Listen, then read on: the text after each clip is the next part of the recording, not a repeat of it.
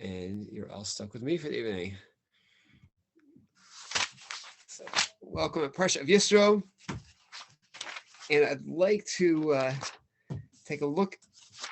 It's primarily one pasuk, but really several that are tied to that. So in Shmos chapter Yud Tes pasuk 19 at Gimel. So we're at Sinai, just about ready to get Matan Torah, the Torah, and Perak Yud Tes pasuk Gimel Moshe Allah Elohim. Vayikra Elav Hashem in Ahar Lemar. Hashem calls out to Moshe with the following declaration: Kos Somar Leves Yisrael v'Saged Livnei Yisrael. This is what you shall say to Beis Yaakov. I'm sorry, I may have said it wrong. Kos Somar Leves Yaakov v'Saged Livnei Yisrael.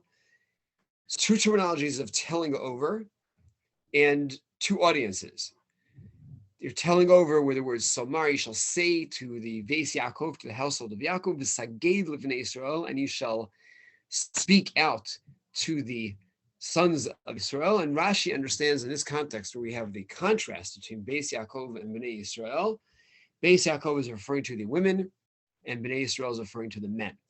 And the two verbs reflect on two different communications. Somar, Rashi describes as B'lashon Raka, saying in a soft manner, a soft tone. The Saged Livnei Yisrael, Rashi says the word Saged hints to the idea of Kasha Kegidin, a very tough message.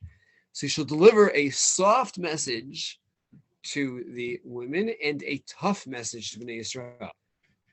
So what are the two messages? You're giving over a soft message and a tough message. And then the text continues in Pasuk Daled, Atem re'isem asher asisi l'Mitzrayim. You saw that which I did to Egypt. So I saw eschem al kanfei nesharim. I carried you on the wings of eagles. V'avi eschem eloi. I brought you to me. V'ata, and now im shema tishma'u v'koli. If you will listen to my voice. Ushmartem es brisi. This is in Pasuk Hey 5. And you will observe my covenant. V'yisem li segula mikol ha'amim kili kol aretz. You will be this chosen element, this treasure of all the nations, because to me is all the land. And another pasuk, Vatem tiolim amlachas kohanim v'goy kadosh.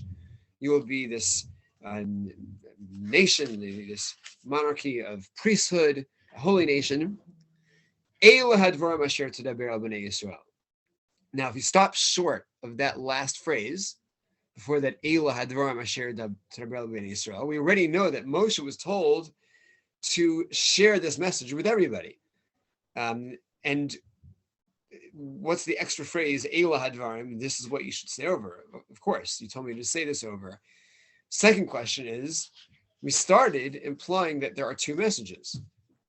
Kos Samar Leves Yaakov, there's meant to be a statement that's said in a Lashon Raka to the Beis Yaakov, Saged Livnei Yisrael, and a more tough type of a statement to the Bnei Yisrael. And it's not likely that means say this entire paragraph once in a soft tone of voice and say this entire paragraph again in a more dramatic and a more powerful tone of voice, because Rashi is not describing the difference between Somar and Saged as simply how you say it. He's describing that the messages are different, because Rashi to Saged Livnei Yisrael described not only the verb of Saged, but you're telling over onshin v'dikdukin. You're telling over the punishments. You're telling over the dikdukin, the elements of precision that are necessary. And to them, you're telling dvarim k'kashim k'gidin. So how does this work out? How are we having two different statements over here, different types of statements, two different messages, but there's only one paragraph? And what makes this more complicated is the answer to our first question as to what is that last phrase doing when it said Asher Tedaber Bnei Yisrael, the very last words before Chamishi. In explaining that, Rashi says Eila hadvarim lo pachos v'lo yoser, not less than not more. Meaning that what I just told you, don't modify at all. Say exactly what I just told you. That paragraph. So basically, from after Pasuk Gimel up to this point, lo pachos v'lo yoser, no deviation. So what's happening over here? So Rav Weinberg Zatzal, Rosh Hashiva, blessed memory, described his understanding. What's happening in this paragraph is that there is a set measure of information, set communication, which itself has two very different messages. There is a message that you're my special people, which is a rather inspiring message. And there's the message of you are my special people, which is a very demanding message. There's the message that you are Segula Mikol Amim, you're the most precious from all the nations, which can be taken as a heartwarming, uplifting message.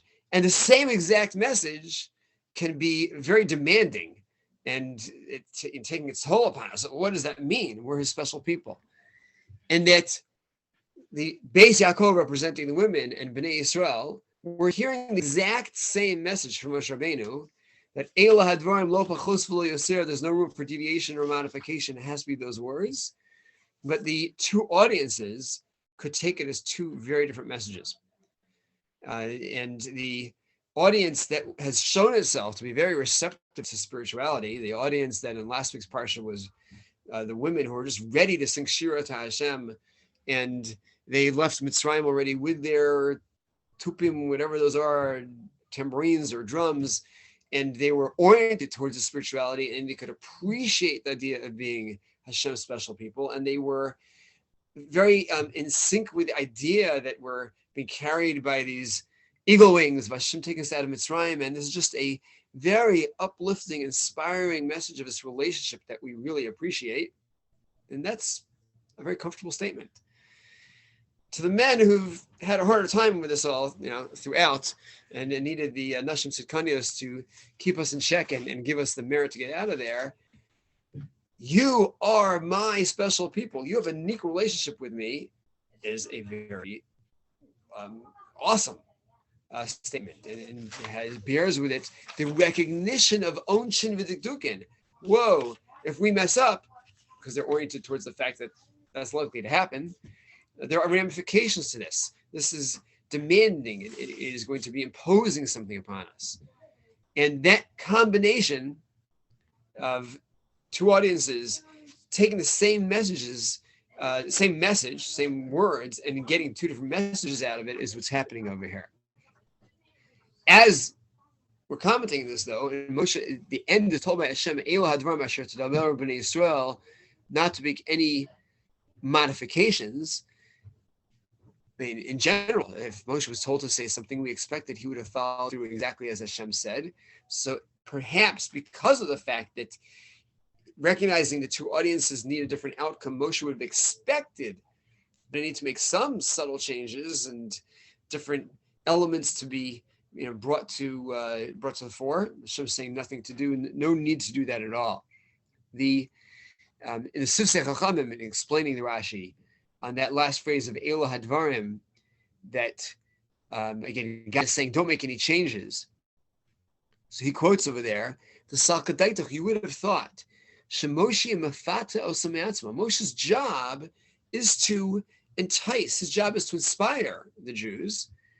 Loshi Yosef al Dvar Hashem, not that he's going to add, but Rakia Mosif Alem Diver Ritzu Matzma. Meaning he's not going to suggest anything and say anything over as a prophecy which is not accurate, but he would make his own additional statements, making it very clear that they're his own statements.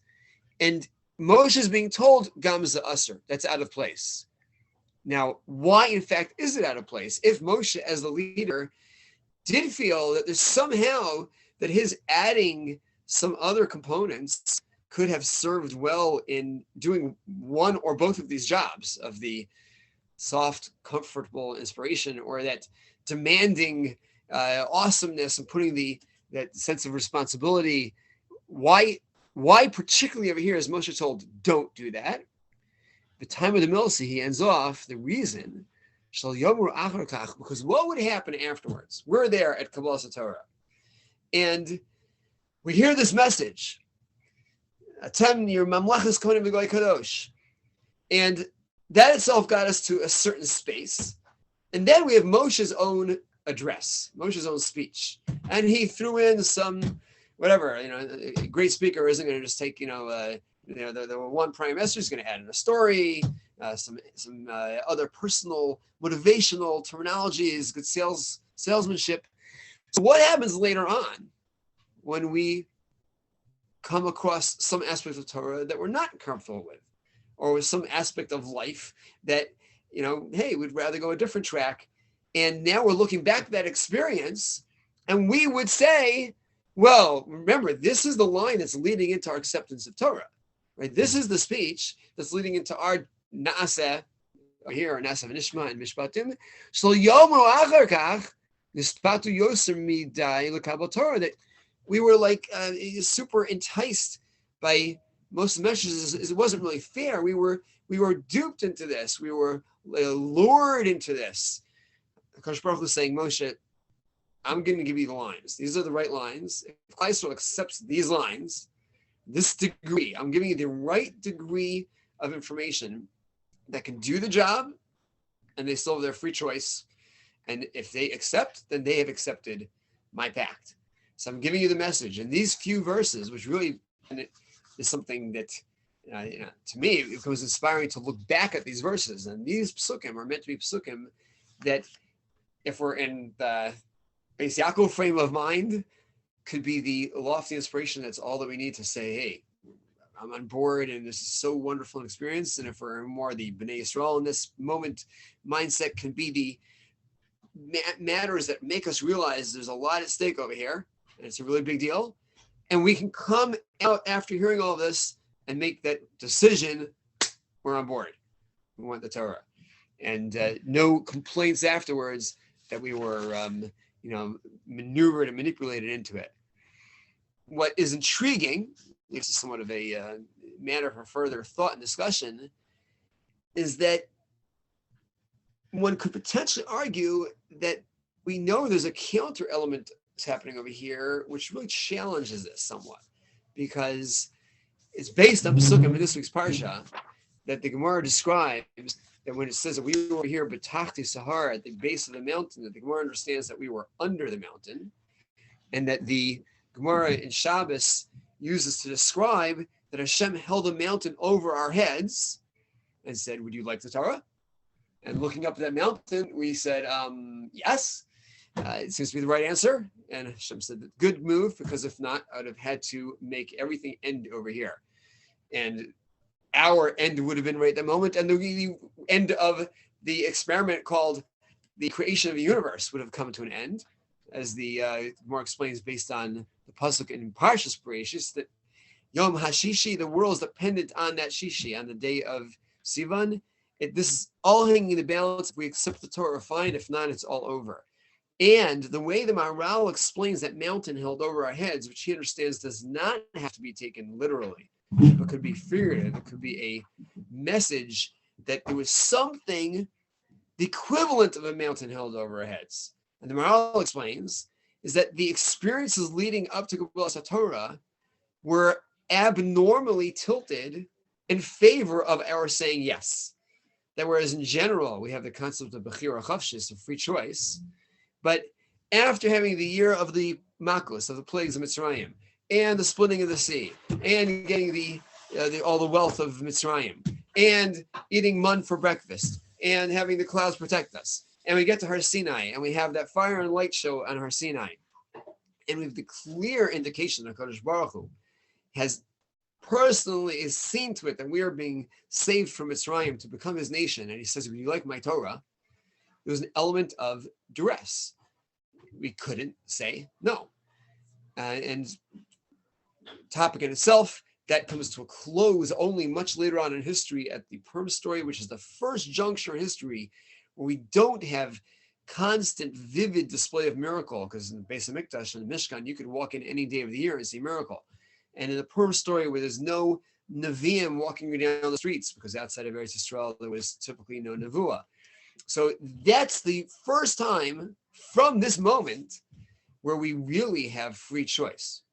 And we correct the situation by saying, yes, we want the Torah in a situation of free choice. But the reality is at Har Sinai, there was a degree to which we had a claim. The Gemara describes, Moda'a Rabbi L'Raisa, we had a claim that to some degree we were manipulated into this. Again, it was manipulated in a very positive way, but it was like, it's like, the grandmother offering you that piece of cake, and at some point, like, you can't say no.